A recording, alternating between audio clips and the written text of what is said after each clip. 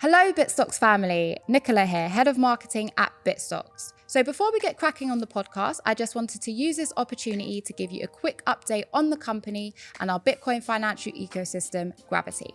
So as you may all know, we kickstarted this year very strong with our crowdfunding campaign on Crowdcube. We're currently at 163% overfunded with just under a week left to go. Thank you so much to everyone who has contributed already. We literally couldn't have done it without you. And if you've not yet checked it out, please do so by clicking the link in the description below. So what's new on Gravity this week? Well, we recently just added a new liquidity provider to our platform. And what does this mean for you? It means that 1, Gravity can execute much larger trade sizes. 2, these trades will be executed at a tighter price to the market. And 3, you'll have improved rates on successful trades. So if you found this update useful, please do let us know in the comments below and we'll make sure to do more of these in the future. Enjoy the podcast and goodbye for now. And we are live. So welcome to another episode of the Bitstocks podcast. And this is a more traditional setting, a pre-2020 setting. I think we've gone back into the past, in the present, because I'm having a conversation in the office with none other than Mete Coban. Mete met at Plexel. So for those who've been following, obviously, Bitstocks and our journey with Gravity, you'll realize that we've relocated on the Olympic Park at an incubator center called Plexel. There are a few warriors that are here daily, working away, pushing ahead, and actually just doing great stuff irrespective of the climate. And one of those is Mete, and there's a couple of other individuals within the Plexel arena, but Mete I've vibed with a bit. I've been curious as to what Mete does, which I'm not going to say. I'm going to let you introduce yourself in a second. But I knew it was pretty awesome. So Mete, with like your own words, my bro, who are you? How come you're here? And what is it that you're working on? Firstly, thank you for your very kind introduction, Wes, and likewise goes to you as well. Ever since I first met you as well, I've always been struck by your energy and also the good work that you do as well. For those of you who don't know me, my name's Mete. I've got a few different hats on. So I'm a councillor for Stoke Newington in Hackney. I also represent a charity called My Life, My Say, which predominantly aims to get young people engaged in democracy, especially now, with everything that's happening around the world. It's so important. And I used to also work for the Mayor of London, for Sadiq Khan, as his head of youth engagement. So in the run up to the elections, making sure that his manifesto is reflective of young Londoners, but also making sure that young people actually go out to vote as well. So that's me in a nutshell. So all three of those are very aligned though. Yeah. Right. So you as an individual that even got you into the subject of politics and ultimately servitude, right? Because that's the one common thread that I think is what attracted me, and I realized that you're doing something very, very different, is irrespective of which one of those that you just described, they're all servitude, right? Yeah. So where does that stem from? You know what it is? I think it's my my background. So I'm born in Cyprus, and yeah, you're from Cyprus as well. And my brother was born with a leg that was shorter than the other leg, and so my parents had to make the conscious decision to whether he would face to be amputated or whether they would have to move to a country where he could receive surgery, where he can be better and able to walk. Because as he grew, then this condition would severely get worse. So my father came here, and when we came here, we moved to Hackney. So whereabouts in Cyprus? So I'm from the northern side, from Morpho. My mum's from Paphos. So my family's quite diverse. It's an unusual mix. But yeah, when we came here, I think we was kind of immediately struck by kind of the diversity of Hackney, just seeing people from all different parts of the world.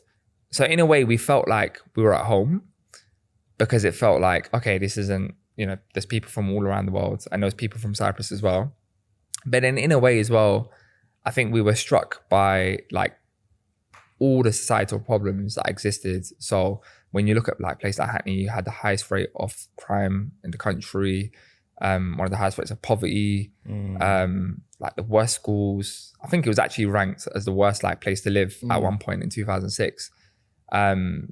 And obviously growing up in a council estate as well, like for me, I always felt like my voice was kind of, neglected. I felt powerless. I felt like people didn't care about us. I felt like when I studied in Waltham Forest, and when I went to school and you said that you're from Hackney, people looked at you a certain type of way, like as if your family is not well off, or they looked at you as if like you don't know what you're talking about, or you're just lucky to be there. And that really motivated me from a young age. So that's why I thought, you know what, I could stand on the sidelines and just kind of talk about these things or complain about how life is, or I could get involved and actually try to make a difference for people who look and sound like me. And that's why I ultimately kind of, in the end, when I was like 20, there was a election happening in Hackney for council. And obviously it's quite unprecedented for someone my age to run for it at the time. I thought, why not? Just do it. And I was very fearless at the time. Who did you have around you at that moment? Was there anyone in your friend circle that was quite supportive of that? Was it more like your parents being supportive, or was it just you like, screw it, I'm going to do it? I think it was me. Yeah, I think when I told my parents, I think they wanted to just be supportive just by the nature of the fact that it's their son and they don't want to let you down. Yeah. I think my friends aren't really into politics that much, so they didn't really like kind of understand. Especially at that age. Like going back to like me at school, there was a couple, I even know the guy's name, Arthur. And that's how rare it is, because I was never someone who had like a close relationship with that guy, but I just knew, and I was actually impressed that he had a very clear cut, I'm getting into politics, and he's actually in politics nice. Today, which is awesome. But you could tell from then that what he set his mind to, that he's doing it. But it was I think he was the only one that showed an interest to that level and degree in a group of 1,000 kids for a year, 1,000, 1,200 kids. In school, yeah. So were you that guy? Nah, that's the weird thing. So like when I was in school, I wasn't like part of school council.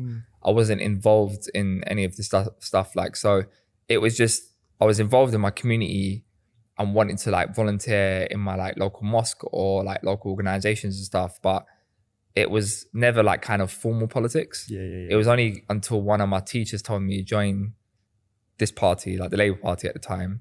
And obviously she was like, don't tell anyone that I told you to join, otherwise I'll lose my job. But yeah, I joined and I just never engaged until the election happened. And yeah, it's been an interesting journey since. We're going to get into it. But tell me like the initiation points, right? So you've now got like your first real entry into politics, okay? Your assumption from the outside, then what you was experiencing on the inside, were they very far apart, or were they kind of what you assumed? I think when I was younger, like, I say that as if I'm older now, but like too old. But What season? But for me, it was like, back then, obviously I had like, I guess, a certain view about how the world of politics worked. And obviously it's very like elitist in many ways, which is why we have this big disconnect in the world between the world of politics and people. And hence why we have some of these big issues, which I'm sure we'll talk about as well. So certainly some of that skepticism was there. I think when I got into politics, I think I realized that it's actually just this very like chaotic world where there are people just trying to do things and do good, but it's just extremely chaotic. And it's very like, it's just all over the place. And so certainly that was the difference. I think for me as well, like one of the challenges was, and I knew that going into it, and I don't like the idea of victimhood, or I don't like the idea of kind of, I guess, seeking people's sympathy, but I knew that there was always going to be a stereotype just by the nature of my age, and obviously being a young ethnic minority, people are going to question whether you've got the knowledge. I mean, like when I was running for it, people were saying, you know, you're still at university, like finish uni, or Mete, why don't you like consider running in like an unwinnable seat? Because where I targeted to run, it was a safe Labour seat, and everyone was like, you should run, get some experience, come back in 4-8 years, and then you're still young anyway. You're like 20. You don't need to be a politician now. But yeah, no, I mean, so even that concept, explain that. So when you say seats, so how many seats are there? Unwinnable seats. What do you mean by that? So I mean, I was running for council elections. So typically, let's say you take Hackney, where I'm running, there will be about 50 councillors. So each area in Hackney is kind of broken up into wards. So I represent Stoke Newington, which has a population of around 35,000 people. And what happens is that based on previous elections, certain areas are more certain parties are more likely to win certain areas. So Hackney is predominantly Labour because obviously just by the nature of the fact that Labour always wins the elections there. But there are a couple of wards where Labour never wins it. It's like Stamford Hill West and, well, actually we had one seat there before, or like Springfield, for example, they tend to be like Tory seats. So if you're a Labour candidate running there, you're less likely to win because based on previous elections, you never win there. So unwinnable seat is basically putting yourself forward for somewhere where you're probably not going to win the election, but it will give you a good run of an election campaign. You get a bit of experience. Winnable seat is where if you win the nomination, you're likely to win the election, sort of thing. So I put myself forward for Stokey, and yeah, ever since then, I love it because it's my home area, so that's where I'm brought up. And so, like, are you now like a Labour Party, pro-Labour Party individual because of the experience, or what's it like navigating your way through? And in terms of like, even the perception of politics, right, and democracy, okay, the polarization of, okay, Labour, Tory, right? Red, blue. Obviously, we'll get to the States eventually, I'm sure, in the conversation. But the whole notion, I know we've touched on this privately, right, is human beings, right? Underneath the banner, I don't care what the banner is, company banner, government banner, etc. But you throw a bunch of human beings into a room, you're going to have good, you're going to have bad. And there's something that you said earlier about it being chaos, right? Now, we as a collective, right, elect representatives that we assume would do a much better job at pushing forward the will of the people than the people doing it individually ourselves, right? So we empower these collectives in order to represent us, right? But then you said when you stepped into it, it felt chaotic, right? So where does the chaos stem from? I think the chaos stem from the fact that, you know, ultimately, like, the challenge in politics is this, and I think it's more so in recent years, is that we have politics, firstly, because, you know, there are so many different groups in society who have, you know, different beliefs and have different interests, right?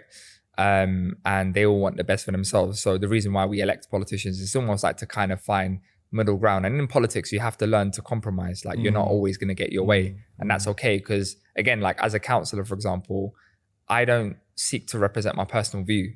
I seek to represent the views of my residents. So when I'm making a decision, it's not based on what would Mete like. It's based on, okay, how can I find, what do my residents want? And how do I find something that can satisfy them? Knowing that they probably won't all be satisfied, but something that could work. So what I mean by chaos is that you ultimately have this, like, the best way to explain to you is like, you have so many people seeking lots of different interests, like so many people lobbying you for lots of different of what they want to see. And then you've got, like, you know, as politicians, I mean, in Hackney, it's different because we're predominantly Labour, so we get things done. It's less chaotic. Things just work very smoothly. You look at other boroughs where, like, you've got a split Labour and Conservative, then it's much more chaotic because then what happens is like everyone's almost like fighting for, you've got the tension between the people, then you've got the tension between the politicians, and then it's almost like you're just kind of day-to-day reacting. That makes sense.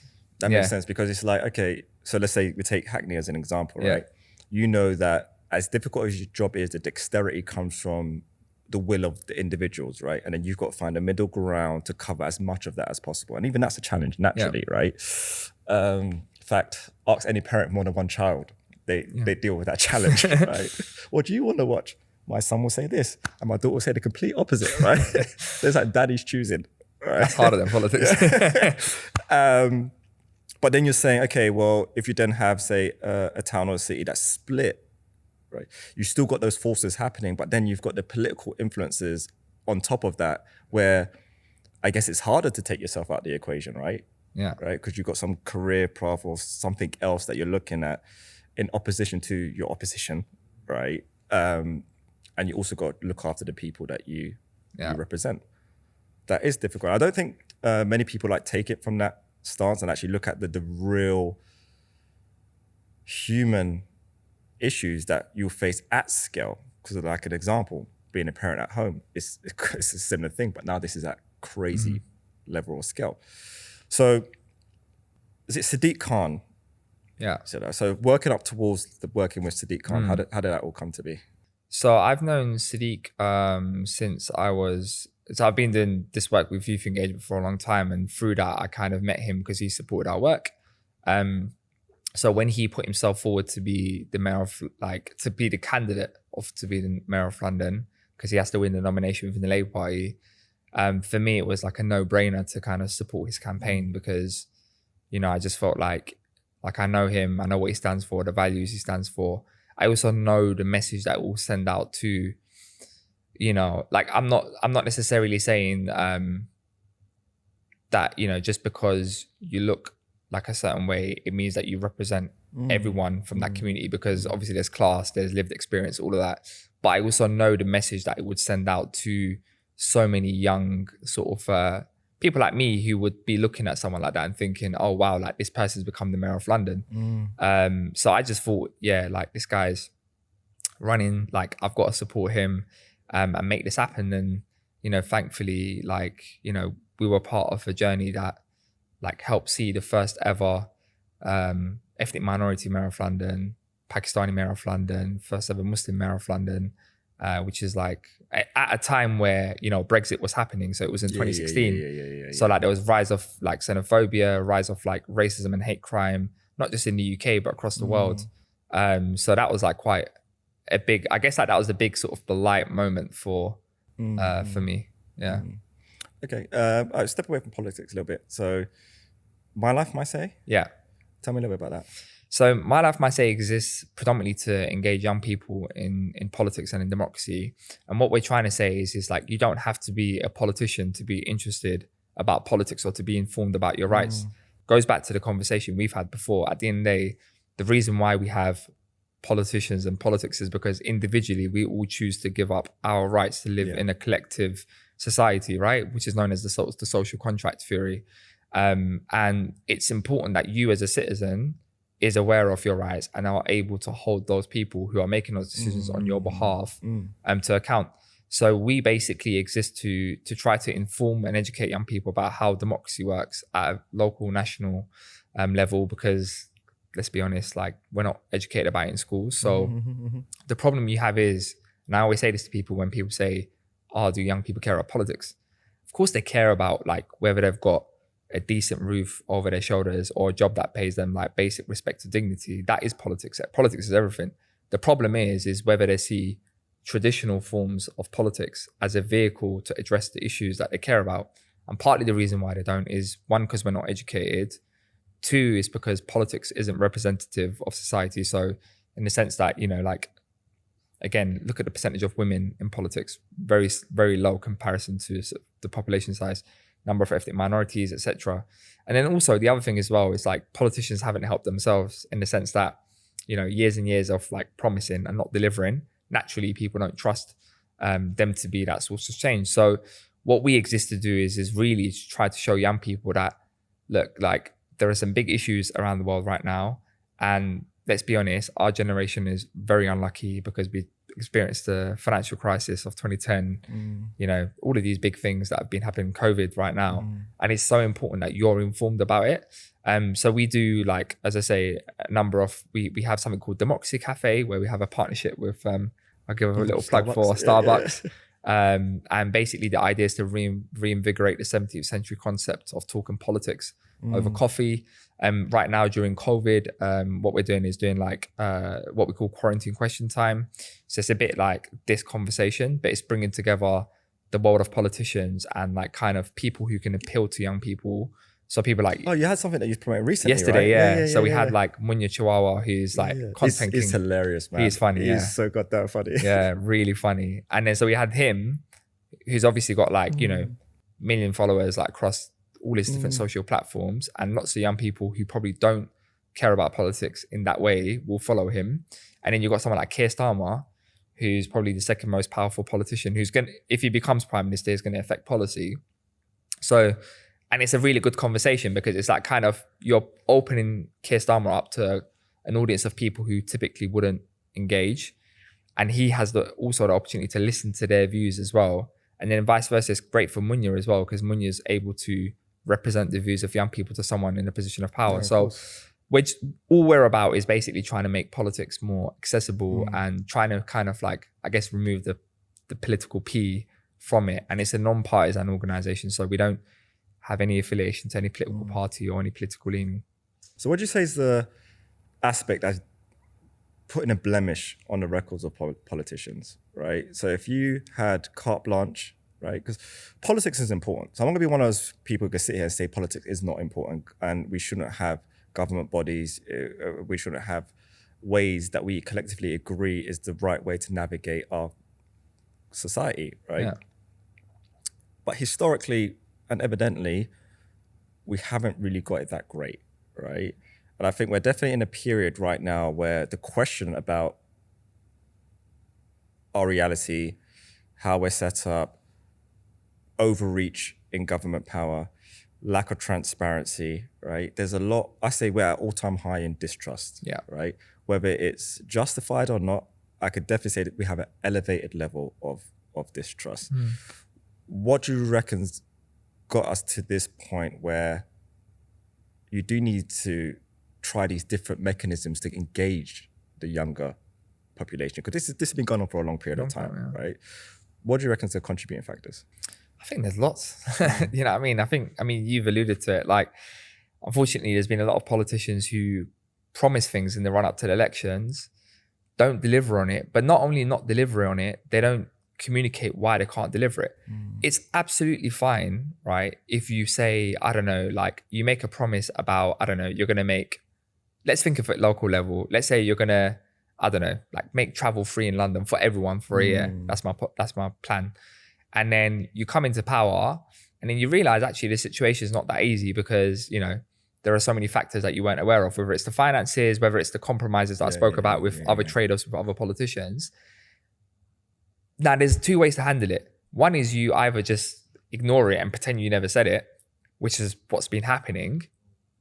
Or, you know what, just be honest with people and just explain to them why you can't do it. And I think that will go a long way. I think the issue where people find, particularly like from my circles when I speak to people, is just that the reason why it puts them off is because there's a lot of people who promise things and then it's almost like they've never spoken about it and they've never said it before. And it's like you don't hear from them again. And then the next time you hear from them is when they're coming around fishing for a vote again. And it's almost like you're being treated like a Boxing Day sale. So I think that doesn't help. I think what doesn't help as well is that we're not educated about how democracy works. So we're all interested about lots of different issues, but no one knows, like, so why do we have parliament? Like, what does it seek to do? How does it impact my day-to-day life? What does my council do to impact my day-to-day life? You know, like all of these things that we're not educated about, naturally, it's like this growing disconnect. So what happens is, as a result of that, is your level of expectation from what politicians can achieve is up here. And the reality of what they can achieve is down here because you haven't, again, like you don't understand how that works. And, you know, it's a bit like we live in a microwave generation, right? Where it kind of derives from this consumer driven world where, and it's partly like over the last 40, 50 years, like with globalization growing as well, where, you know, if I want to buy a product or a service, I receive it instantly, providing I pay the cash for it, or I receive a timescale on when I'm going to receive it. So if I buy an iPhone, either it says to me, you have it now, or you're going to get it in 14 days. Now, politics is not like that. So if I vote for you, unfortunately, it's not that I vote for you, okay, now I have to receive what it is that I wanted from you overnight. But because of that lack of education and that lack of communication, that's where the problem of distrust becomes and people don't trust because there's just a zero communication of why. I think politicians are afraid to admit failure and partly that's because, and rightly or wrongly, partly it's because of the scrutiny that they face in terms of the media nowadays, social media, like just cancel culture, everything that's happening. And also the other reason as well is obviously they want to get re-elected. And so some of them are thinking short term. They're not thinking 10 years ahead. They're thinking, what am I going to do to get re-elected in 4 or 5 years? So naturally they're going to talk about the things that they can do. They're not going to talk to you about the things that they couldn't do. So I think there's so many different factors and these are just like me touching on little bits. So let's bring it like super up to present day. Yeah. Right? And let's isolate. So the handling of the vid, right? Try not to use certain buzzwords, right? The handling of the pandemic, right? Virus. fuck it, I just say COVID. Let's localize it to the UK, right? Firstly, your perception of things, right? And then how we've managed it. And do you think it's been managed by our politicians transparently and correctly? Well, I think straightly, like, on transparency, there's been zero transparency. And the reason why is, like, for me, what I find can't really understand why not, but we have a scientific SAGE committee, which is meant to advise the government on what steps that they take, right? And they don't take the decision, the government takes the decision. So they provide scientific advice, and then they take the decision based on it. Now, since the start of the pandemic, if you notice and listen to what Boris Johnson and the government says, is they'll continue to tell you that they're making decisions based on the science. Yeah, right? Yeah. The problem is we don't know what that science is, because the SAGE committee meeting minutes aren't publicized. So for all we know, we don't know if they're saying to them, lock it down earlier, don't lock it down, do this, do that. We don't know. We're just having to trust what Boris Johnson is telling us. And obviously, based on his track records, it's not really sort of the best of track records to sort of give you confidence. So I think on transparency, certainly there could be more transparency. Yeah, I mean, the whole handling of it has been like abysmal, isn't it? Like, I mean, from the PPEs, like not being able to, like, my mum's a care worker, for example, like just having to worry about her every day. Like, it's just, come on, you're in the 5th richest country in the world and you can't even get like adequately protect your NHS staff. Like, it's actually shocking. To the NHS test and trace app, like, you know, we wanted to create a world beating app. We rejected Apple and Google's offer, which Germany and South Korea used. And I think they offered it to us in May because we wanted to create our own one. And it ended up being delayed to October. And even that doesn't even work properly still. I mean, the one good thing I'd say like recently is you got to give credit where it's due. I think with the vaccines, they're doing good. Like, as in the numbers are very promising and they're getting through them very quickly. So I'll give credit where it's due. But I think overall, the handling, the communication, like the Christmas stuff, you know, like setting people up to fail, you know? Yeah. So there's combining everything that we're talking about, right? So impacting kids, impacting youth. That's clearly what you're hyper passionate about. Like, I see you plowing like tirelessly every single day you're here. And I know that's what it is that you're working on, right? And then you've got the situation like this, right? If there's going to be a movement that brings young minds' attention towards our leadership, I think we're living in it. Yeah. Right? I really, really think we're living in it right now. And if there's ever a time to take charge and disconnect how democracy is perceived in the UK in comparison to elsewhere in the world, every nation right now has opportunity. Really, they really have an opportunity.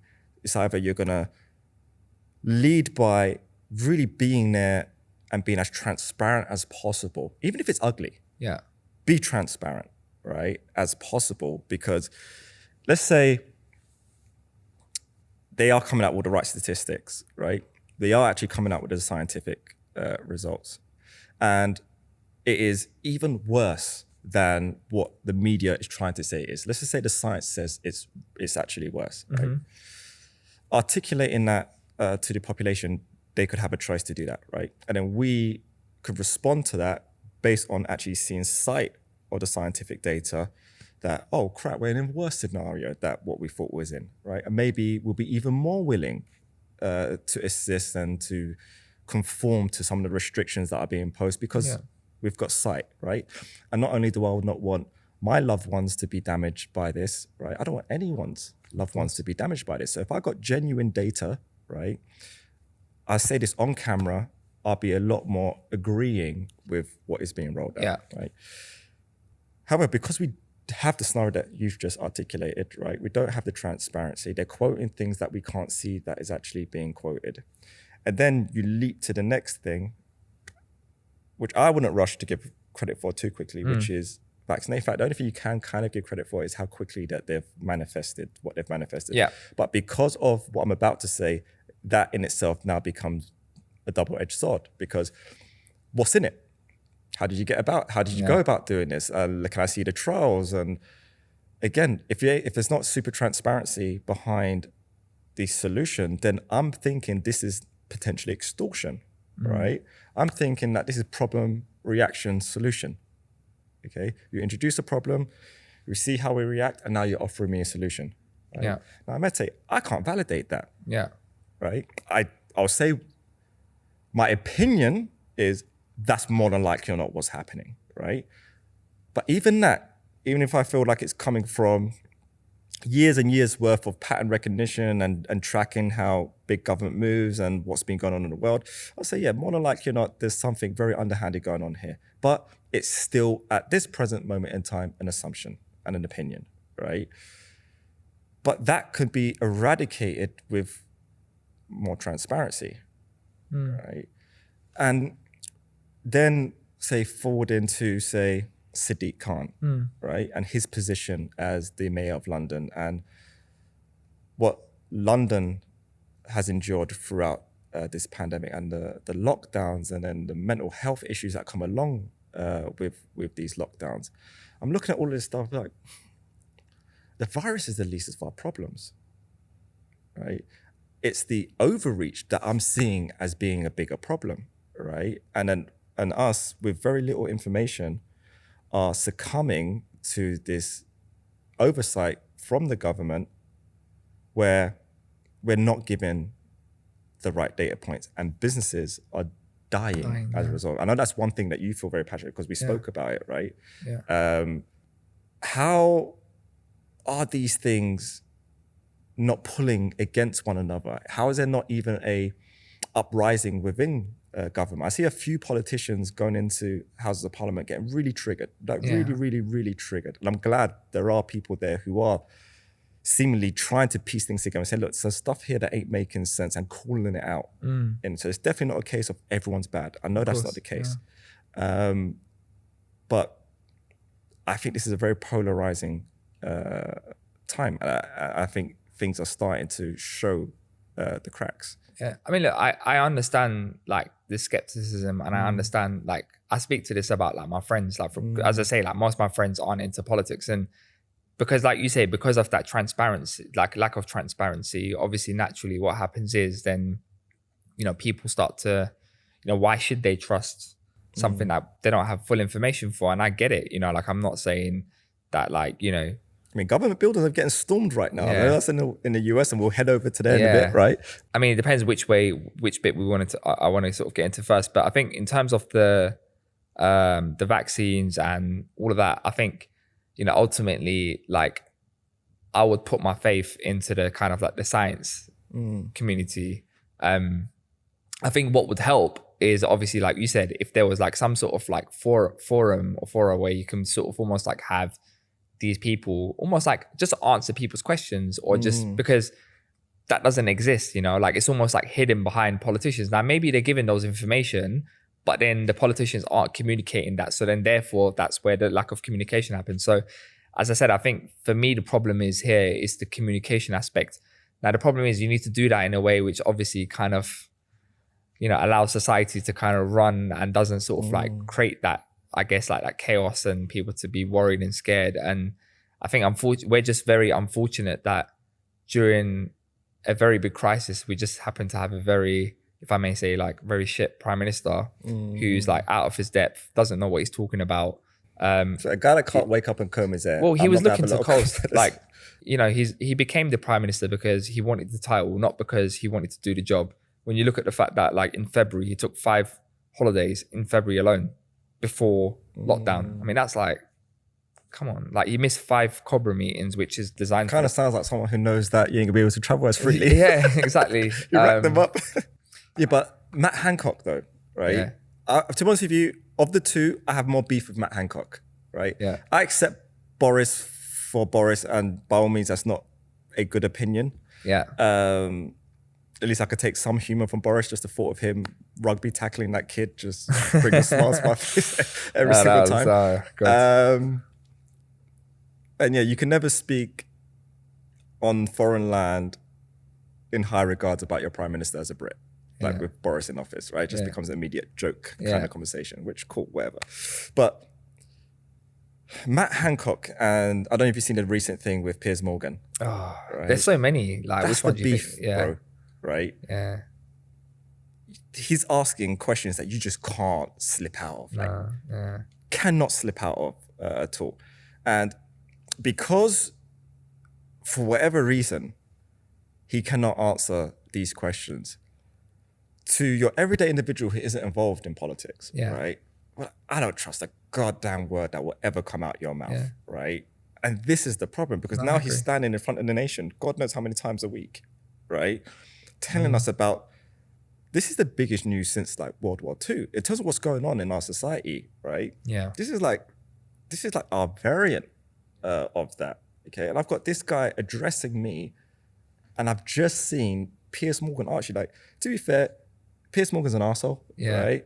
But the questions that he was asking were fair. Yeah, they are, and they're very valid questions. Yeah. Valid questions. And he can't answer them. You can't, And now that's the thing. I think that's the problem. It's like, unfortunately, people like Matt Hancock, you know, Boris, and all these people, like, unfortunately, they are the reason, which goes back to the start of the conversation we're having, which causes this growing trust issue between citizens and politicians. Because unfortunately, you know, like, I think when you look at Boris Johnson and his cabinet, right?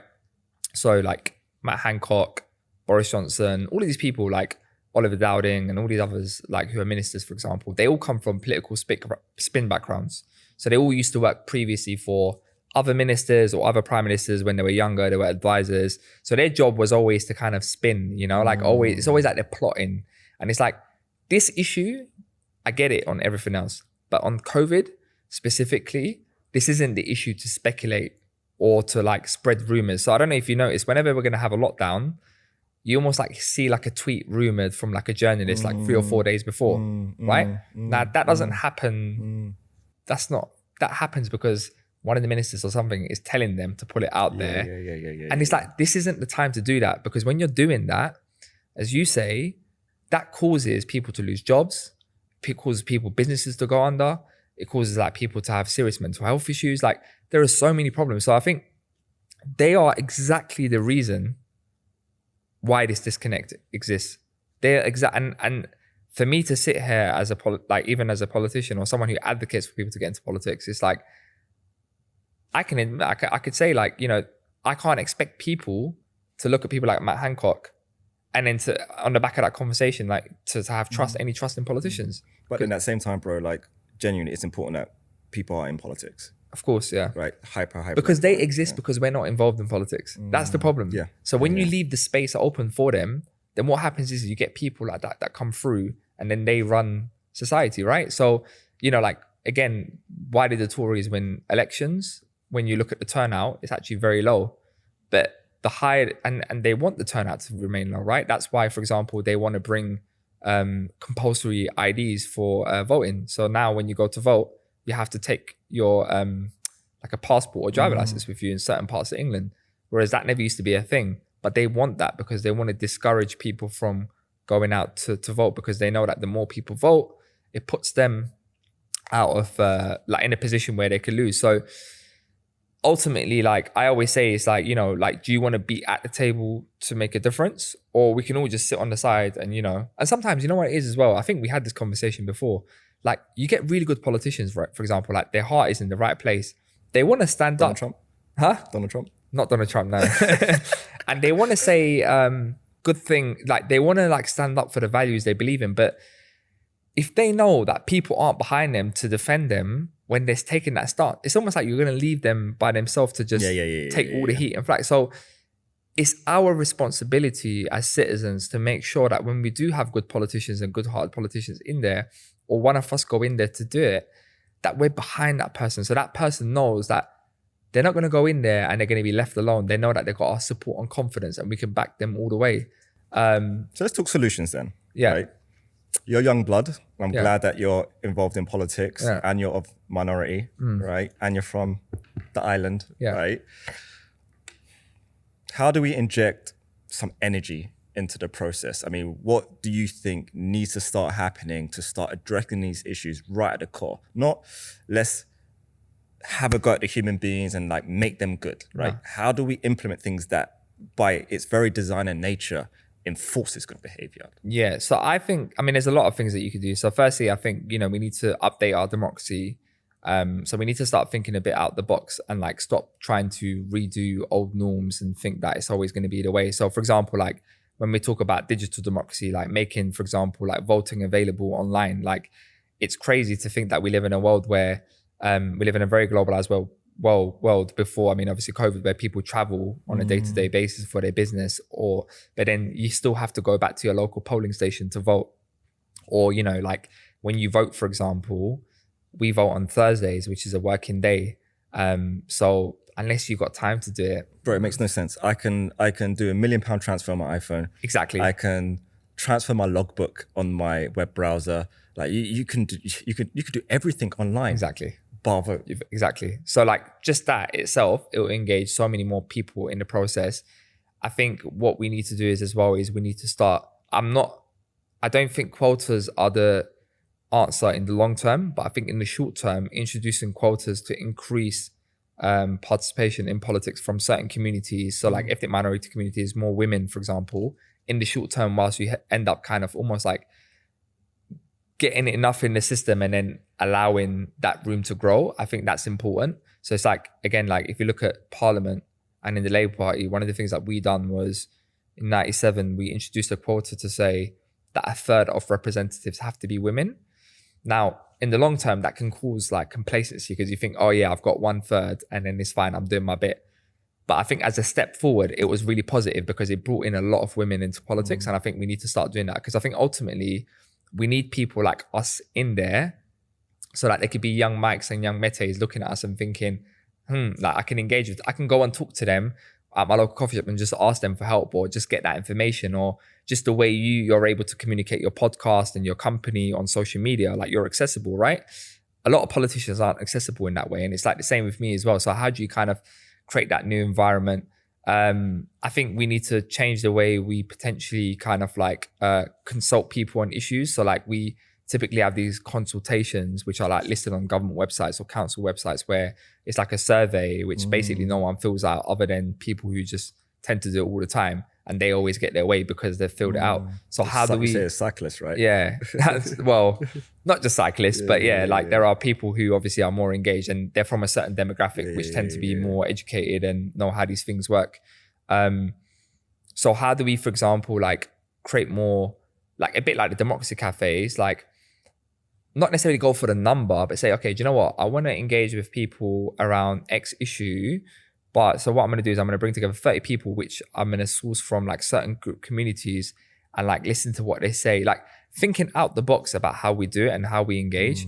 Those are the things that we need to start doing. But ultimately, it's going to get down to a long-term solution, which unfortunately is obviously education. And, whilst in the short term, we can do all these different things, it requires education and then it requires leadership. Like you need people who are going to resonate with the public. So partly the reason why like Barack Obama is such a successful president and he's such a successful politician. And like when I went to the States recently, people were telling me they were waiting in the queue to vote for 8 hours when Obama was running for president. So you're willing to take 8 hours of your day to stand in a queue to vote. Now that's because you're inspired by someone. The problem we have in the UK is when people vote, is they vote for the least out of the two, basically. You say Boris ain't inspiring? Nah. Let's talk about Obama because, well, not necessarily directly Obama, but I agree. Obama, which by the way, I do not like as an individual, but as a speaker and as someone of charisma, best public speaker I have witnessed. Yeah. Like period. The guy is ridiculous public speaker. So I fully appreciate his charm. He's incredibly intelligent and also he's comedic, right? He can deliver punchlines like no one else in the official office that I've ever seen. So I fully get the charm with Obama. So I understand why he hit records. I understand why his inauguration was insane. I understand it all, right? So now the question I want to ask you, how did Biden get more votes than him, bro? Biden got more votes than Obama because I think the political climate now is very different to when Obama ran. And that's because of Donald Trump. And it's because of like I guess, almost like the chaos that has been created over the last 4 years. So whether it's, well, COVID obviously is one factor, and that's not created because of Donald Trump, but the management of that and just everything that's happening. I think, you know, the fact that I want to be so. I'm going to tie that in a second. no, I'll tie that in a second. But I think like people have been so unsettled by. I think when you speak to Americans, and again, like, you know, this isn't to say that there's one certain view and that view is right. You know, like, I get it. There are a lot of people who also voted for Trump, and the response, you know, the easy thing to do is say, oh, everyone who voted for Trump is racist, this, that. And it's like, you just close a blind eye. And that's the problem. It's like, we're acting oblivious to some of the, we need to face these conversations, and we can't just say, push them to the side. Like, we need to have these conversations. So I'm not advocating for that. But what I would say is the reason why Biden got more votes is, as I say, it's like the urgency of this election for a lot of Americans was like, this is to save America. This is to save democracy. This is to save, you know, all the values and the freedoms. Where's the evidence of that though, bro? Like, where's the evidence? Like, so in my opinion, well, based on evidence, Trump, first president in a very long time, never started a war. Yeah. Right. Also brought an incredible amount of troops home. Okay. Peace in the Middle East. Peace deal after peace deal. Booming economy. Booming jobs. Brings corporations that China was just taking out from America back to the US by incentivizing these corporations, tax breaks, etc., which naturally created jobs, creates American independence of energy. Keystone Project, perfect example. As soon as Biden is in, cuts off Keystone Project. I get all the media barragement against Trump. I get it, right? But then I don't outsource my thinking. I do my own critical thinking. I'm just looking at evidence. I think, okay,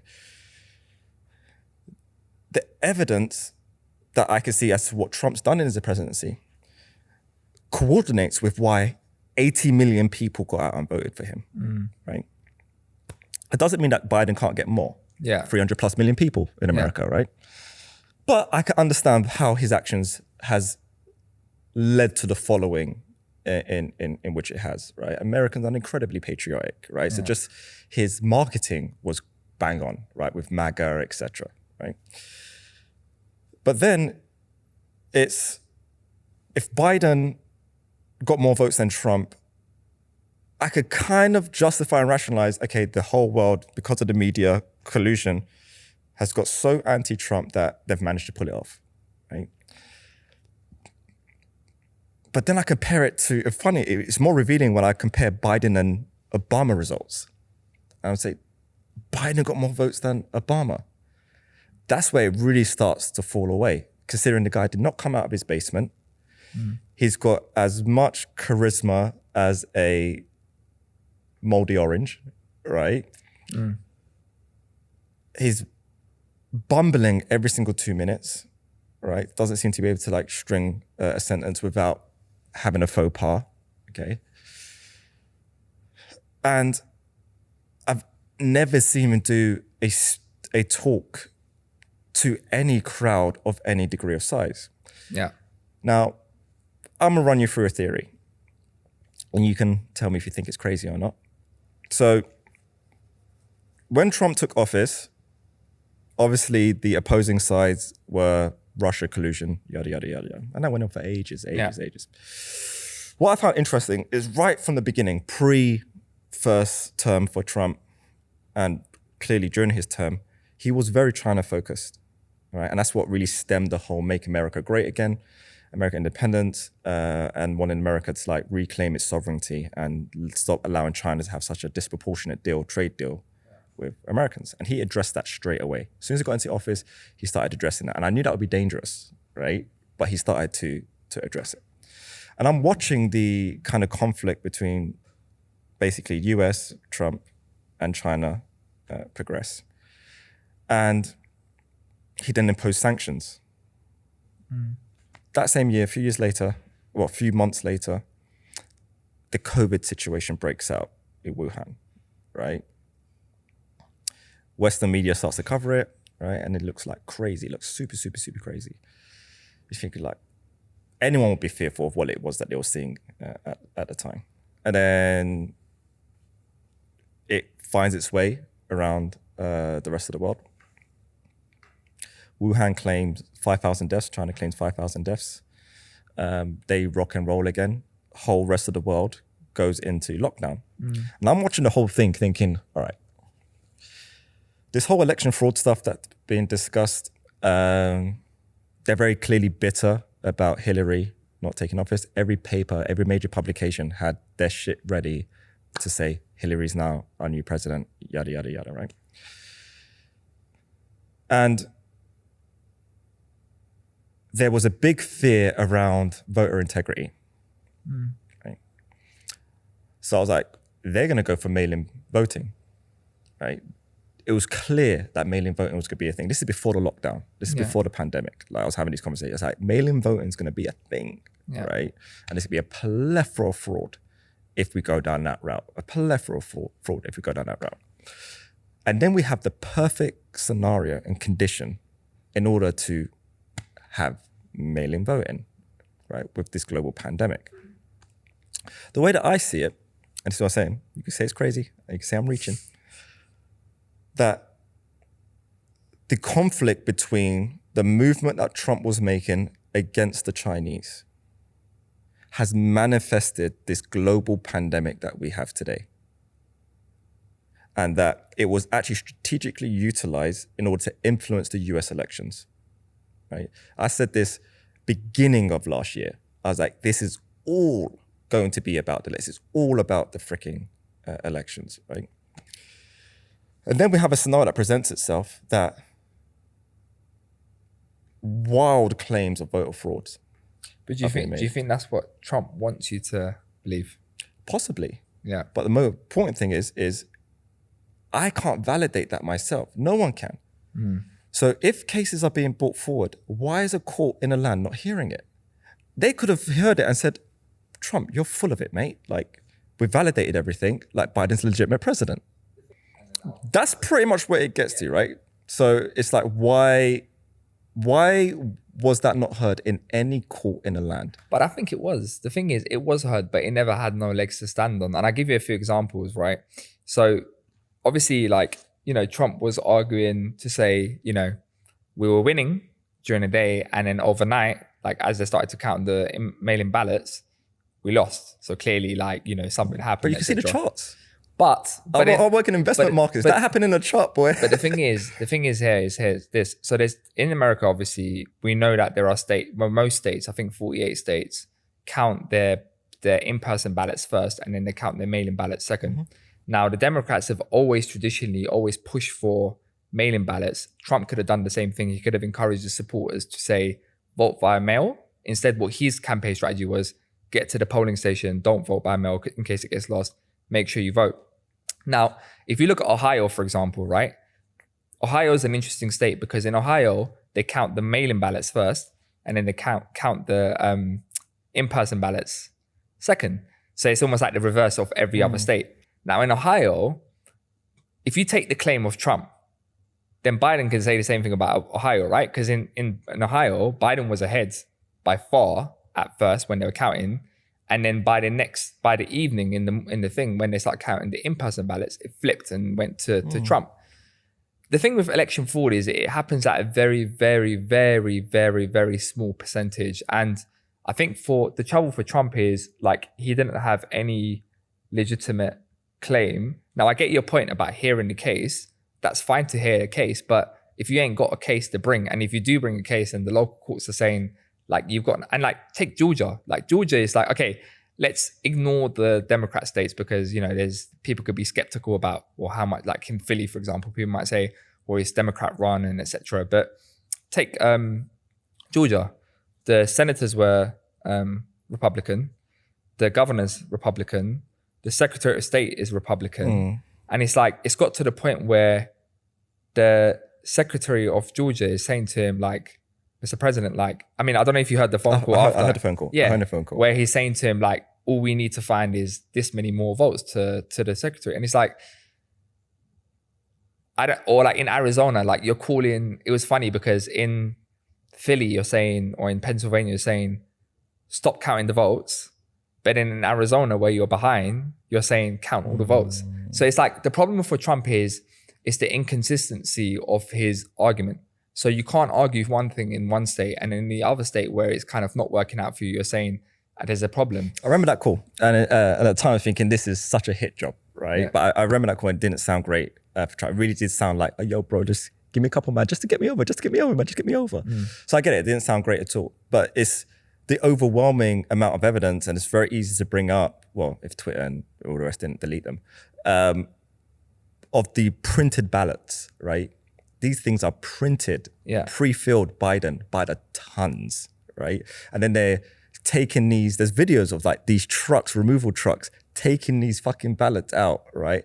And then effectively shredding them, right? And then these ballots are in the possession of Trump's legal team, and they can't get stuff seen or heard at all. And then you're talking about, okay, well, but is that like, I mean, I'm just asking for point because if they're all in Biden, if they're all in Biden, none in Trump. I genuinely don't know. So for example, like, is that what Trump's team is telling us, or is that actually what we've seen? Do you know what I'm trying to say? But if a president's saying something, and if a president or someone who's going for presidency is saying something, I say you consider them both talking BS. Yeah. But if they're saying what they're saying, get it validated. Yeah. Right? The whole country should be behind validation of that. Yeah. Right? And I hear that. But the thing is like, that is the process that happens anyway. So like, it is already being validated. So for example, like when they count the votes, they count it through machine, they count it through people. They actually triple count it via people, even after it's counted by the machine. So it's not just counted by the machine. Those people, they have to be over 6 feet away. They weren't even allowed to be 6 feet. Yeah. They were held 20 feet away. Yeah. It's impossible to read. Like, I could barely even read what's on that book from here. Right? But it's the same for Democrats as well, though, right? So like, if they lost, they could say the same thing. That's the thing. It's like, but they didn't. They didn't because they ensured that they didn't. And this is the whole point. We don't have a democracy. We have the illusion of democracy. So we're going back to the core as to what we started off with the conversation, people like you and I, right? And what it does to us and our perception and the generations that are going to follow us. Yeah. I genuinely believe that the corruption has got so cancerous that it's not a question of Democrats or Republicans, right? It's globalists against humanity. I think we're at that point. And I think this is almost nigh on, it's very difficult to dispute now, because if we have a scenario where I can't walk anywhere without being told I have to wear a mask that does more harm to my body to wear it in terms of microplastics alone, not to mention that in terms of particles, and super into physics, right?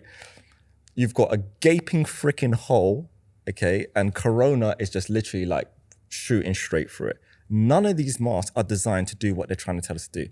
And the cognitive dissonance is such an all-time high that now they're telling me to double up or triple up, right? Now I'm tripling the amount of microplastics that I'm inhaling into my lungs. You research Spanish, influenza, the flu.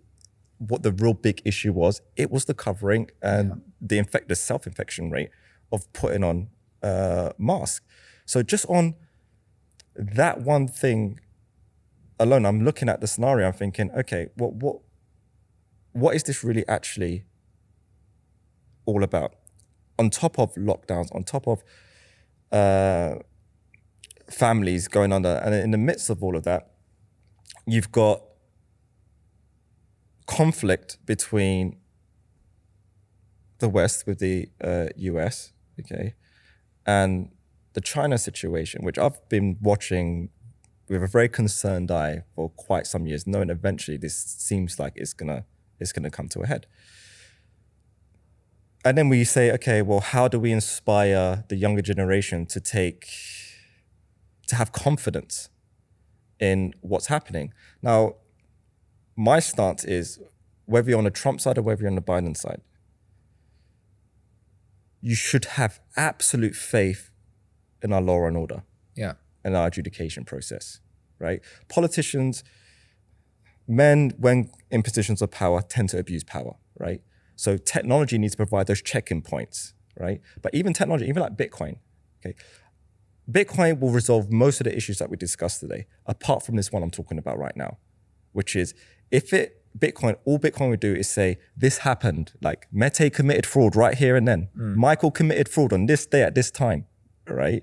It doesn't mean anything if your court systems aren't pure, if they won't adjudicate and hear and do the final bit, right? Because that's where it leads up to. And what I found quite horrifying with this US situation, that it was so highly contentious, the whole world was looking. And for me, I think democracy died that day, right? The inauguration. I think it's the opposite, man. I think that happily, please, give me some hope, right? I'll definitely want you to articulate as to why you think it's the opposite. But for me, the Biden being sworn in, democracy died. Because I genuinely believe that it was fraud. He stole the election, right? If he won it fair, cool, no problem at all. I'll just crack on doing what I'm doing anyway, right? But because it was not heard,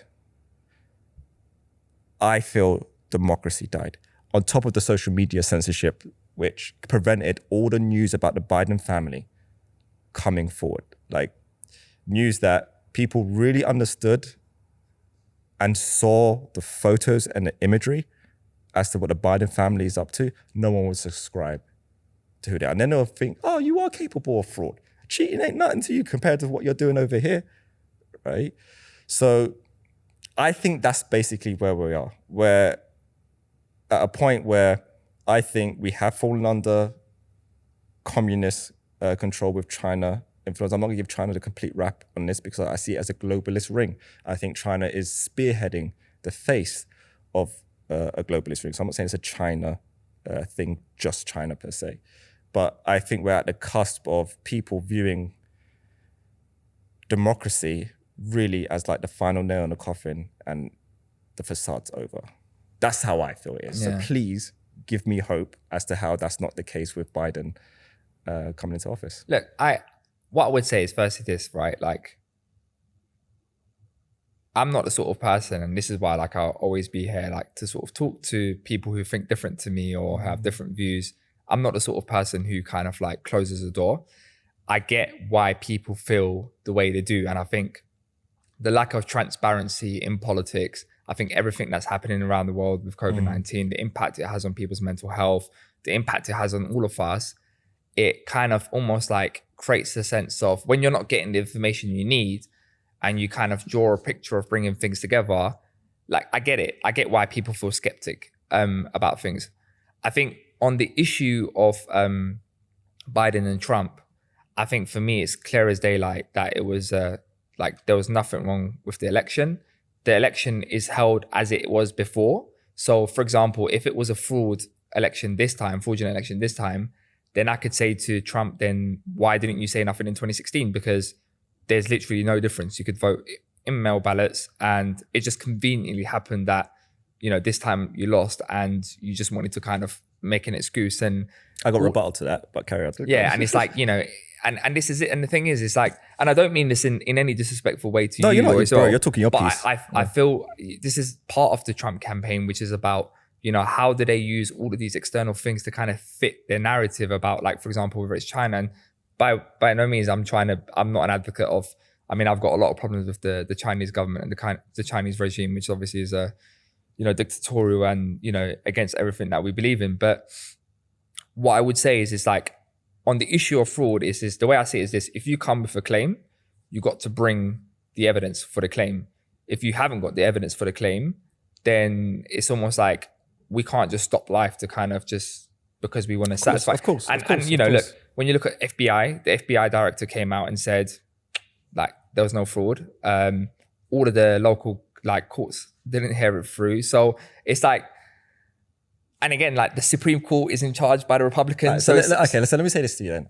Let's just say that, honestly, bro, I hope you're right and I'm wrong. Yeah. Genuinely, like no bullshit. I hope you're right and I'm wrong, right? Yeah. But let's just humor for just 20 seconds that if what I'm saying means FBI is corrupt, Supreme Court's corrupt, not just the Democrat Party is corrupt, the Republican Party is fundamentally corrupt, right? And we have fallen within cahoots with the CCP and the CCP regime. I'm talking about the Western world, and that's what America's just fallen under, right?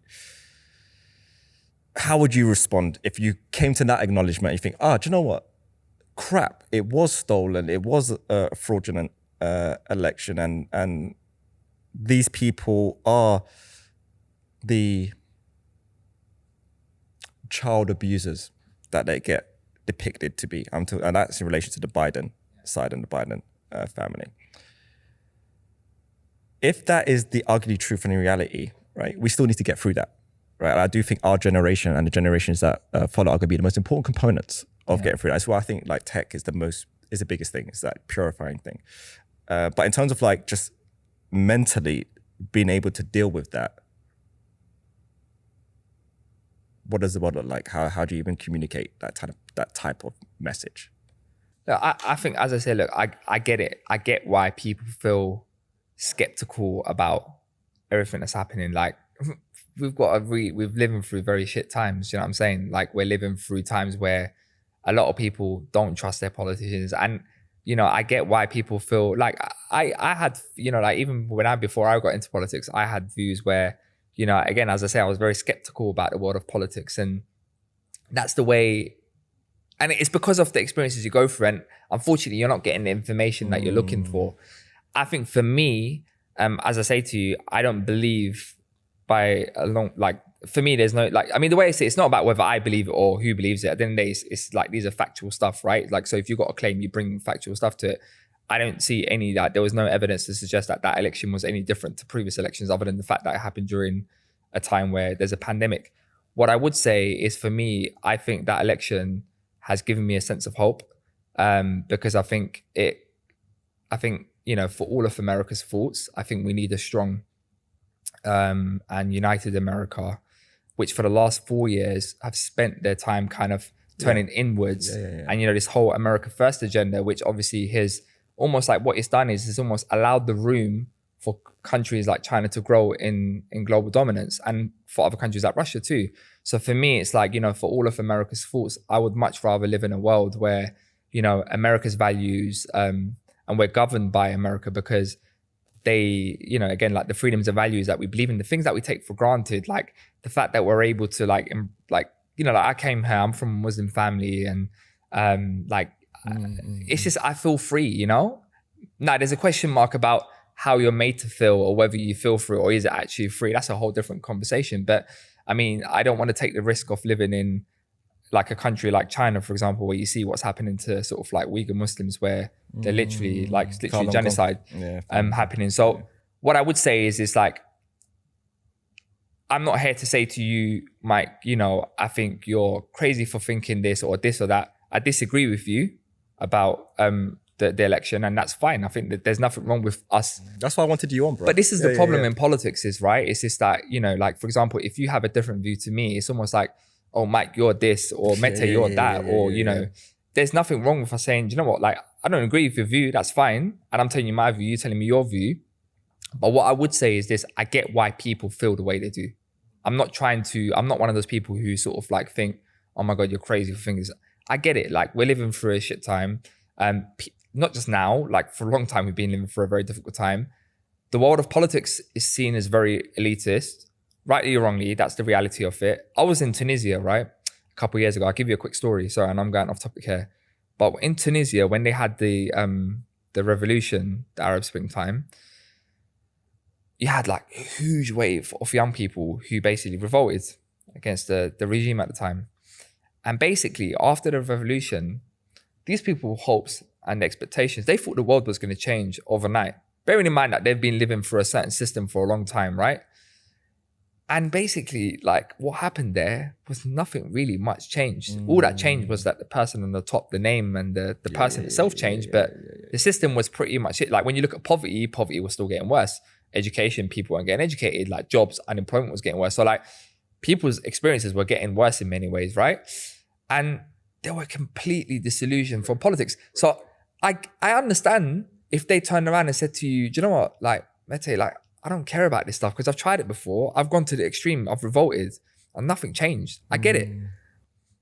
But I still firmly believe that, like, democracy, like ultimately, if we want to make a change, I firmly believe that we're stronger on the table than we are outside of it. 100. And my view is this, is that if we keep ourselves away from it, it allows room for all of these people like that we may or may not like for example, like people like I don't like Boris Johnson and all these people to grow, because it's like you're leaving the field for them open to go out and enjoy themselves. You know what I'm saying? So it's like, it's down to us to actually get involved. And, you know, we can either wait for that to come to us.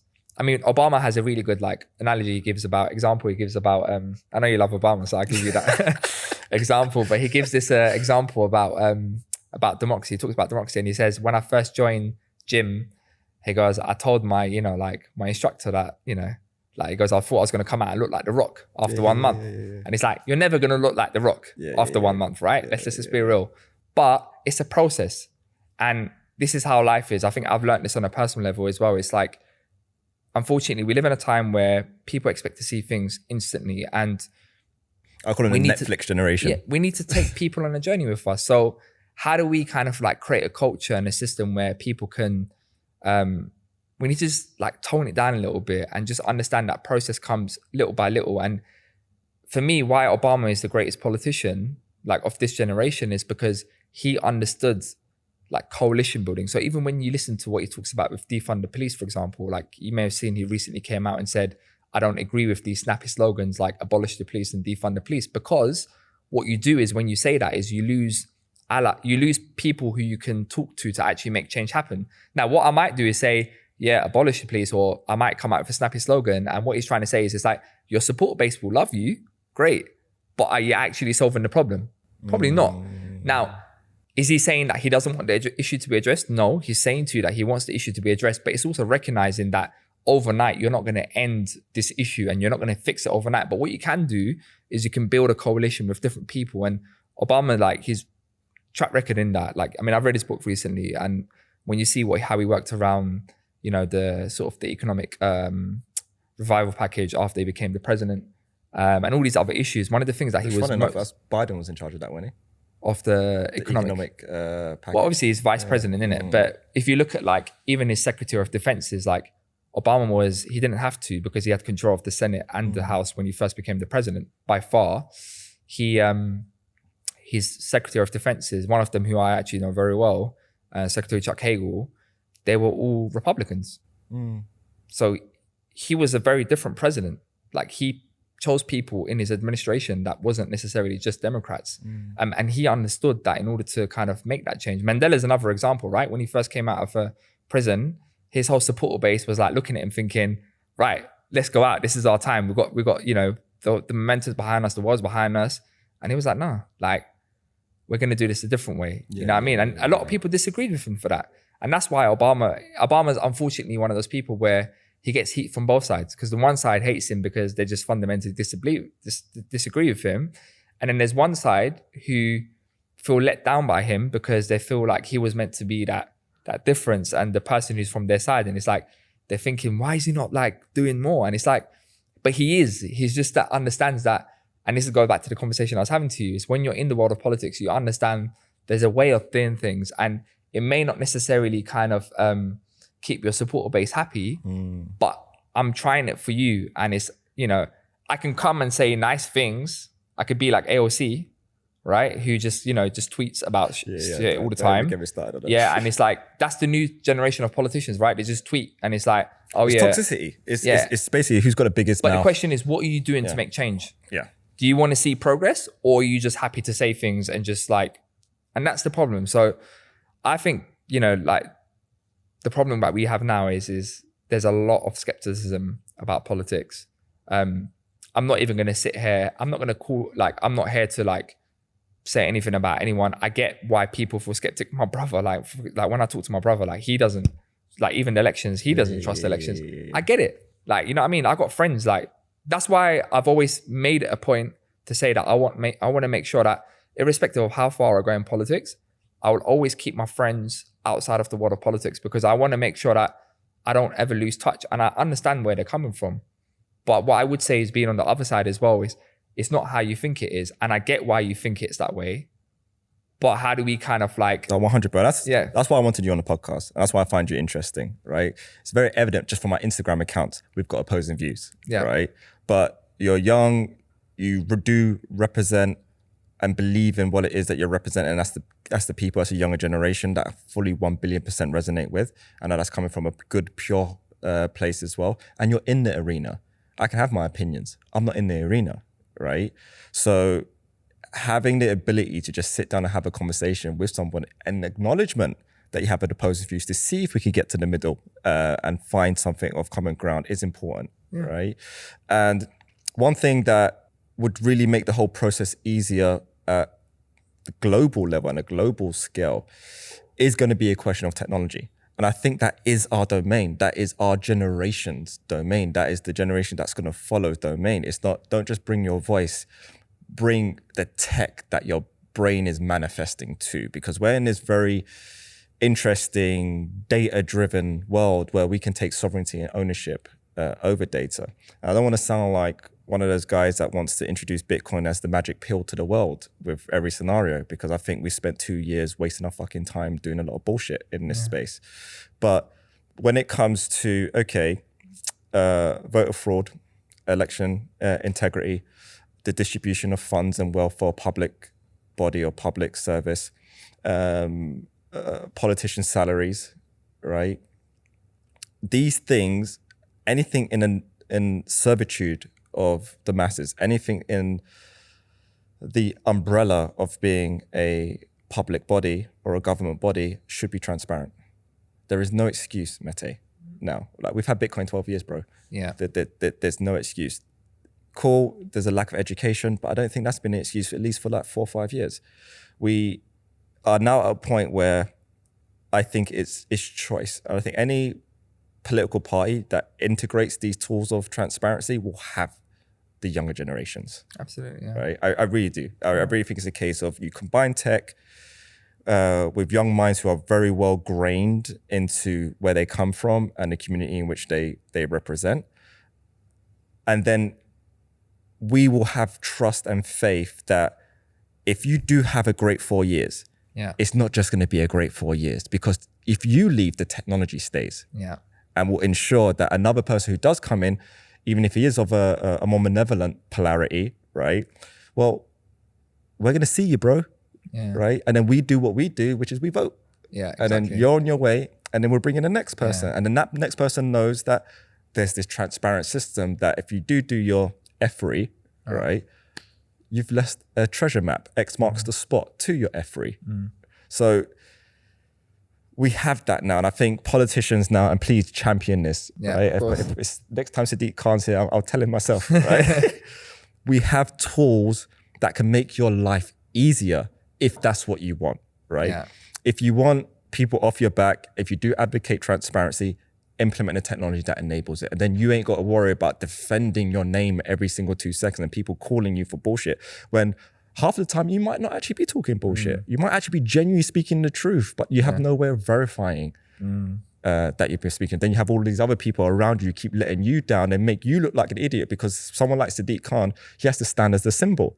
There could have been a billion people who let him down, that they screwed him up, and then this person got asked him a question that he had nothing to do with, but he has to take it on the chin, right? I understand there must be stuff like that going on, because I have that going on. Anyone that runs a business, or you have to take it on the chin. It's just the nature of it, right?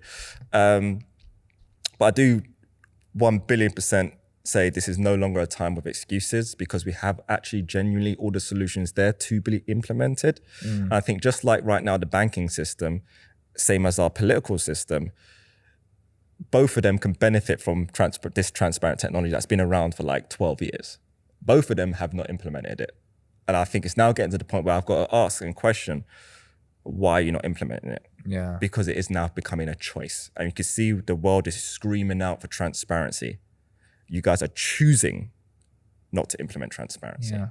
I think it's interesting we're talking about, like, because I think the problem is, like when you, like, I mean, just being from the world of politics, and like the world of business and technology is moving like 5,000 miles per hour. And then the world of politics is like, it's not even moving forward, it's moving backwards. So it's like, they don't understand. The problem we have is there's a lack of understanding of, you know, like even the future world of work, how we would work, for example, the types of businesses, the nature of businesses, these technologies. I think that's an issue, a massive issue that we have. It might be good to have a leader or president who's a accomplished businessman. Yeah, well, I think he wasn't very well received though, was he? Yeah, but I think maybe, yeah, but he was, I mean, he's a very unusual, like as in, yeah, I mean, he's got a lot of, I can say a lot of things about Trump, yeah. I don't know where to start from with Donald Trump, but I do think he was, you know, like a misogynistic, like racist. Oh no, you don't like him. Let's move on to the next subject. Yeah. I'm not going to like get into that, but I think we need people in politics who've got real life experience of running businesses, etc. But then I also feel like there has to be a bit of, it needs to be that balance, because when you end up getting people like Donald Trump, they do think it's like business and they feel like you could just talk like whatever you want and it's just going to get your way, and it doesn't work like that. So I don't know, man. I think like Bitcoin is, I don't know much about it, if I'm honest with you. And that's my ignorance, and that's something that I need to like go away and look at into more as well. I'll give you a very simple concept. It took me 6 years to work this out, right? But to just explain Bitcoin simply. Contract. If you now have a contract right now, and for that contract to have validity, there needs to be a witness, right? So we say, Swen, can you witness this contract? We get Swen to sign, right? Now, the only innovation of Bitcoin is it took a piece of paper, which is a ledger, right? It digitized it. But what makes it unique is because it made it public, it makes the whole world the witness. Immediately, the whole world is the witness. So we don't need to rely on like Swen to be here. And then if we did have a dispute, we got to call Swen to the stand for the adjudication process, right? Well, the whole witness is privy to that information transfer. So that means I can now automate contracts, right? And now there's no friction, there's no waiting, there's no time lag. Now we can just have complete, utter efficiency. Now I can have my vote on top of it because the whole world witnessed it, not just the US office or the UK polling office, right? The whole world witnessed that I have actually signed this. And if it does need to be brought up, it can be looked at retrospectively, right? Automating that is the innovation of Bitcoin. It being public is the innovation of Bitcoin. Its only innovation, ironically, is that it took a piece of paper, being a ledger, and it made it public. That is it. Then the thing that everyone's running around trying to buy and invest in is the pen that allows you to write to the piece of paper. So like right now, everyone's running around for a $35,000 Cartier diamond encrusted pen, right? Called a Bitcoin, a BTC. Now, as nice as that is, and as fancy as that is, if it has no ink, it's no fucking use with this piece of paper. And that's the fallacy with Bitcoin, is that if I try to use $10 worth of ink, I actually only have $2 worth of ink to utilize. I waste $8 in fees. It doesn't actually work. So even the tech itself over the last 12 years has been deliberately corrupted to prevent the ability of the world utilizing, witnessing this ledger and inscribing data to this ledger. So even this space has been affected by some other influences that has actually touched this conversation, but haven't really honed in on like these other influences. The true nature of Bitcoin, which is what we're building our banking infrastructure on top of with Gravity, allows me to utilize every single little bit of ink in the pen. So I can then give it to you as a politician and say, let your consciousness decide how you utilize this paper and pen. I can give it to an artist. Let your consciousness decide how you utilize this paper and pen. It's a tool that humanity can just be like, okay, I can read it and I can write to it without permission because it's public, and I can pick up a pen whenever the bloody hell I want. That is it. So governments have the choice to pick up a pen, but they're not choosing to pick up a pen. And that is now, in 2021, my opinion, completely, utterly unacceptable. And this is like what our company mission is with Gravity, is because we're going to kick the banking industry in the bollocks and say, all right, well, we're transparent. You can actually validate if you've got £10,000 at, say, Gravity, as opposed to Monzo. The difference is you can validate that Gravity is sovereign for your money, that we've got a healthy fractional reserve ratio because we're utilizing this public ledger I see what you're with saying, all of our records. It's the exact same pitch for government. It's the exact same pitch, but it will be easier to make that pitch once you could just demonstrate the technology for a product that helps someone on the street without having a nerdy conversation about Bitcoin. I think, you know what the difficulty is like, no, thanks for letting me know as well. I think the difficulty is, especially in the world of politics, is like when there's like big systematic change, people are kind of scared of that systematic change, isn't it? So it's going to take some time. I think, the more and more people that you get on board who kind of like, it will take time. And the time is the status quo. It's like, who stands to lose the most by implementing this amount of transparency, right? And that's the whole old guard problem. It's the same issue with like, say, banking, etc., which is why this technology hasn't amounted to anything at all. It's made a lot of people a lot of money. I'm one of those people that's made a lot of money. So I don't have a beef with this. But from a technical demonstration, we've completely screwed this up. And I'm not going to take credit and say, oh yeah, Bitcoin's penetrated the world just because we've all made a bit of money. No, absolutely not. We've achieved nothing. Until we actually address core issues that society needs, we've achieved nothing. And the investment speculation does not fix these issues. The technology being implemented fixes these issues. And I think everyone's fed into the investment hype that deters people away from this technology can actually fix this whole 1.5 hour conversation that we just had, could make it a hell of a lot better for those who are operating a democratic process, if that is their true intent. Yeah. No, it's interesting. I definitely want to like kind of look more into it. And I think like you as well, like when you often hear of Bitcoin, you think about the financial making money side of it. Like everyone talks about Bitcoin in the sense that, oh, have you put investment or whatever, but no one actually talks about like the technology behind it. And I think it's really good what you're doing, like in terms of trying to help, you know, that transparency element. Because I think, as you say, like unless we solve transparency and all it, like for me anyway, like unless we solve these transparency in politics and all these things, then ultimately like people will always have a lack of faith or a lack of trust or a lack of hope or so I think anything that can make let's do this, right? Go on. I'll put you on camera on the spot. Once we got our proof of concept demonstrating transparency in financial infrastructure, right? Next time Sadiq Khan is on site, you got to drag him in here and make him be witness to how transparent this tech can be for banking. And then, and I don't need to be privy of this conversation, you drag him back out and say, you bloody need to put this into politics. Yeah. What I would say to you is, and this is me being a typical politician probably right now, is Sadiq's not the person you need to get on board. Although he's a senior politician, the people you need on board is like Boris Johnson or... But you don't like him. But that's the people who's going to change it. Because even like with, you know, the thing is, it's interesting because even when we talk about like, and I think this, again, it's important to know, but like even when we talk about COVID restrictions and stuff,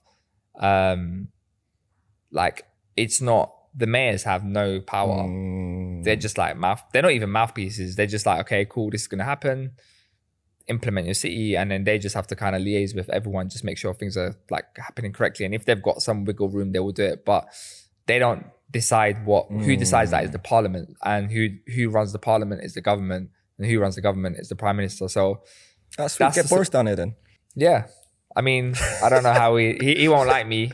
I've had like 2 public petitions against Boris with more than 1 million signatories. So I think I'm the last person he would want to have the third one see in a room. But I do but like I think, look, irrespective of that, it'd be interesting to see if there were like projects that we can do together, particularly around sort of like Bitcoin and how we can kind of like engage young people on like kind of specific projects. And it's almost like building case studies and then using that to kind of like make a case for it.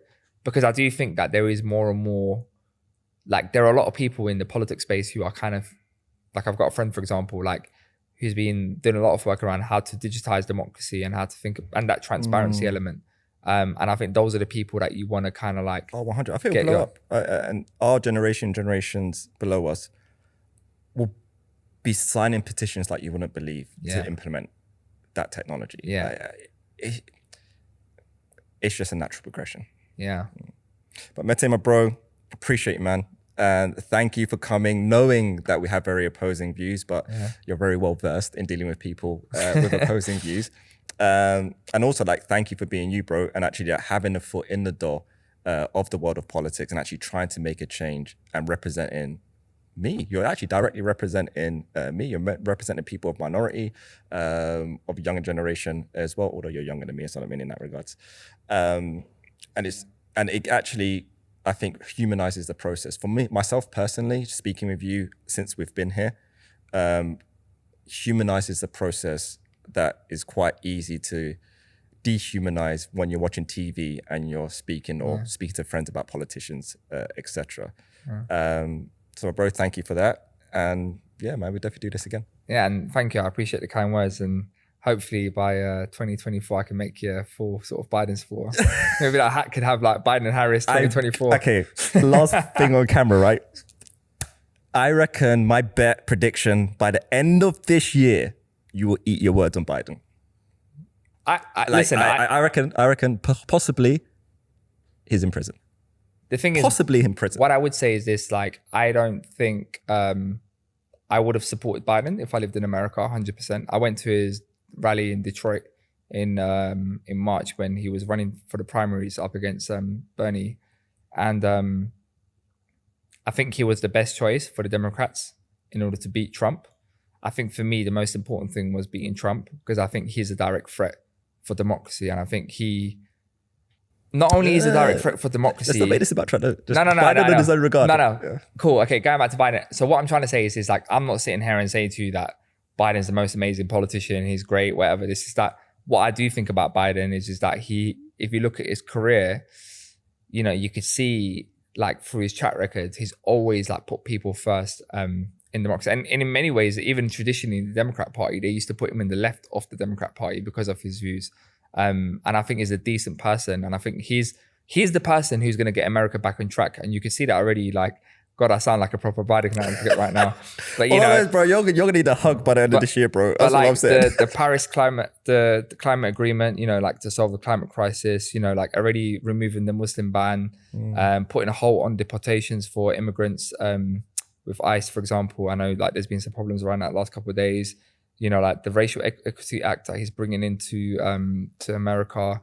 Like, and these are just like things that he's doing just within the first like couple like days and weeks. So Which is unprecedented. Signing the executive orders that he is in the time frame that he is yeah, and that's partly because you had a president who just like was unprecedented and like damaged America. Like for me, it's like I now can go out there and say I'm a proud believer in the special relationship between America and the UK, like US and the UK. I believe I'm a strong, and I have no like things. Sort of saying this on camera as well. Like I strongly believe in America being a leader, like because I think that they are a force for good in the world. As I say, they will have faults. Of course they do. I'm not naively saying everyone does. Yeah, bro. but I would much rather live in a world where America is the dominant force than it is like where we leave that vacuum for countries like Russia and China, where you're living in an unworld known and you don't know what you're going to face. I agree with you on that. Yeah, but I feel like this is exactly what's materializing. Is like, but okay, let me ask you a question, right? So do you not think Trump's approach to, for example, like how he turned his back on Europe, how he turned his back, like he's literally like the last 4 years, right? Irrespective of put China aside, I get, okay, some of the things that he done in the Middle East, yeah, hats off to him, like, because he's brought together countries that will never ever sit together on a table. And again, like, you know, this isn't, I'm not trying to be one of those people who say, oh my God, everything he does wrong. No one ever does everything wrong. And no one is, what I'm saying is, in my opinion, he's bad overweighs majority, but there may have been some good things that he done. But the fact that he turned America inwards, and it's almost like he removed America from the scene, like the world scene. Do you not think that was a bad thing? And do you not think that contributed to China growing? In the short term, it contributed to China growing. No, because that's actually not really what's been happening with China economically. China's in trouble. China owns the largest amount of US debt. China has their own huge debt issues and economic issues. China needs expansion. Trump was stunting that expansion. So China felt more threatened than they've ever felt by a Trump presidency. But in terms of, okay, the polarization, yeah, you could say, and I do agree, it was clearly has been a very uncomfortable point in the world the last 4 years. But this is where it then veers into, was it necessary, right? How much do we really know about ourselves anyway? And do we now know more about ourselves? One thing that I hate is anything that ends with an ism, right? Any degree of separatism And this is what the whole couple of years has been about. Now, I had a very negative stance to Black Lives Matter, irrespective of my background. Incredibly negative stance, right? Because of these issues, right? That we're all kind of being pitched and pivoted against each other. Reason why I took issue with BLM is because spiritual amnesia.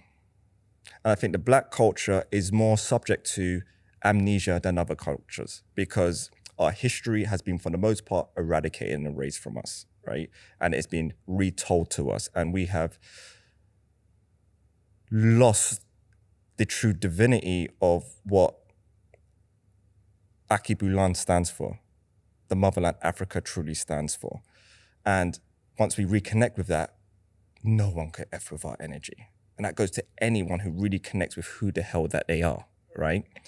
We all have a personal responsibility to tap into our own inner voice, own inner discernment, and break the shackles of all separatism, religious or otherwise. And to understand, no matter your path, we are all human. I have to treat you as a brother, right? We have different views, but you are my brother. And the same way that I know Swen is my sister, right? To empower anyone to take dominion over our own individual sovereign choice is the wrong approach. The fact that Trump stepping into the arena naturally caused a lot of this polarization effect. But I then look at the media and know that 90% of Western media is owned by 6 corporations, right? And those same corporations are one that's spreading the propaganda of being very anti-Trump.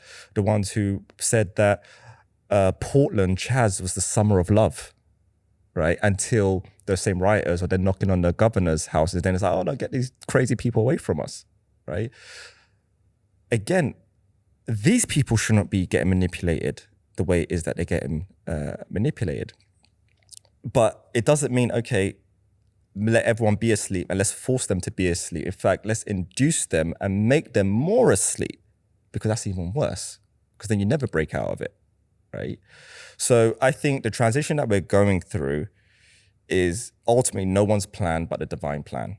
And everyone has their own individual role in identifying with that plan. You go within, really understand and discern who you are. And I think most people who used 2020 well went inwards, right?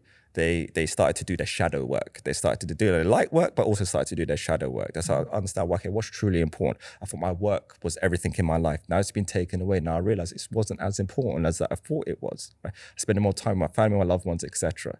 So I think the period that we're going through right now should not be empowered to anyone. And I'm on record saying, even years ago, this is not Trump's plan. I might be pro-Trump, but I'm not giving him credit for this plan. This tension has been building up for a very long period of time, right? And then now we're at a point where humanity has to look in the mirror and humanity has to decide who we are. And I genuinely feel like that's the point that we're in. So I'm not going to empower Biden too much. I'm not going to empower Trump too much. I think the world scene that we have right now, if everyone goes internal and say, who am I and who is that person opposed to me, and realize that there is no difference, I think we're all going to navigate better. I just think this period has just been that we're not the butterfly and we're not the caterpillar. We're in that awkward phase in between right now. And I think we're going to break through and be a butterfly, but that's yet to be determined. Yeah. I think it's interesting, like, to hear, like, I mean, ultimately, again, like, I think I hear your perspective from the sense that, you know, like, I think it's a different time in it. Like, I think this COVID time has sort of caused a lot of people to reflect on that question of, like, who am I? What's my purpose? Like, even for my own company, for example, when we've been employing, we've had people like who, you know, get paid very well jobs and they're working very like sort of senior positions in corporates, but then they've applied to someone's like take a pay cut and come work for us. And I'm like thinking, like, something's wrong here. And then I asked them, is it because you've been redundant or anything? And it's like, no, like, I genuinely want to do something more purposeful. So I guess one of the, not good things, but I guess one of the, if we were to look at a kind of like an opportunity out of COVID, or this whole situation is that it will cause this question for people to really think. Like, even when you think about it as human beings, right? Like, this is getting into a deeper conversation, but like when you're like, you know, you're thinking like day to day, you're distracted by all these different things that happen in your life, innit? So it's like you're all these days, like, you know, these different anniversary dates, or like you have in the calendar, and, you know, like substances that people take, like whether it's alcohol, whether it's lots of different things, like, and it's like, it's almost like it kind of, when you actually, one thing that COVID has taught us is just like when you sit by yourself or when you spend time with yourself, a lot of people have found it difficult. And partly the reason why they found it difficult is partly because they never really truly discovered who they are. So they're not comfortable with themselves, or that question of who am I? So I would like to think that one of the positives of this whole thing would be that a lot of people will come out of this much more resilient, and also like with the ambition, whether they found it or not, but with the ambition to discover who they are and what their purpose is in this world.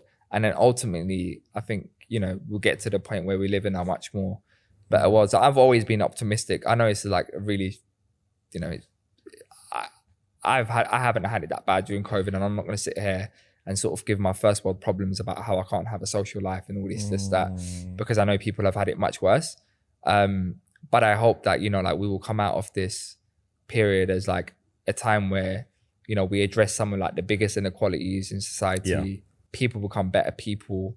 The danger is obviously it's just that we kind of revert back to everything just sort of like very quickly, just like how we close down very quickly. It will kind of open up very quickly, and it's almost like you're too busy to even forget to kind of consume all of that and then to reshape. So yeah, I mean, I'm fully on the sort of like the build back better. I'm optimistic agenda. Bro. I think things are real tough right now, but I'm very optimistic. Yeah, likewise. My bro, It's been appreciate good you, man. chatting to you as well, and all the best with Gravity as well. I know like your crowdfunding is going really well. Yeah. Thank you, man. And hopefully Thank you. I can get involved in some way as well. Or just get Boris down there. Yeah. Mete, appreciate it, brother. Yeah, cool, man.